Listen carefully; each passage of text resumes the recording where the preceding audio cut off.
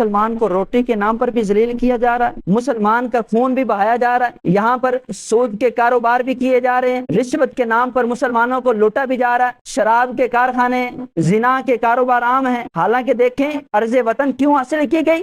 قرآن و سنت کی تعلیمات کا نفاذ ہو، نظام مصطفیٰ کا نفاذ ہو۔ لیکن دیکھیں قرآن تو ہمیں سود سے روکتا ہے، ہم کہتے ہیں سود کے بغیر ہماری ترقی نہیں ہوگی، سود کے بغیر ہماری معیشت تباہ ہو جائے گی۔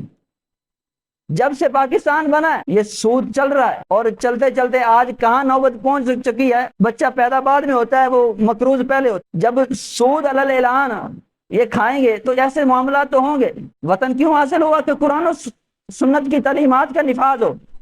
قرآن تو رشوت سے منع کرتا ہے، لیکن ہم دھڑلے سے رشوت کے کاروبار کر رہے ہوتے ہیں۔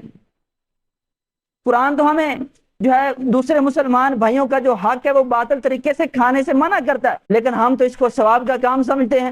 آج جو ہماری حالت ہے نا، کہ جس کا جہاں پہ داغ لگ رہا ہے نا وہ معاف نہیں کرتا، وہ کسی بھی سٹیج پہ ہو، جس کا جہاں پہ داغ لگ رہا ہے موقع ملنے کی دیر ہے، وہ ایک چھوٹا سا وہ ریڈی والا ہو، وہ کوئی چھوٹی سی دکان والا ہو، کارخانے والا ہو، جو بھی ہو، بس موقع ملنے کی دیر ہے، اس نے اگلے مسلمان بھائی کو چھوڑنا نہیں ہے۔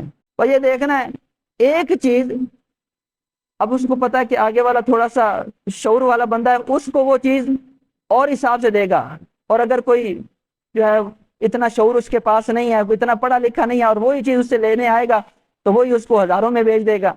بس یہ کہ موقع ملنے کی دیر ہے۔ بڑھ کے یہ پاک وطن کیوں حاصل کیا گیا؟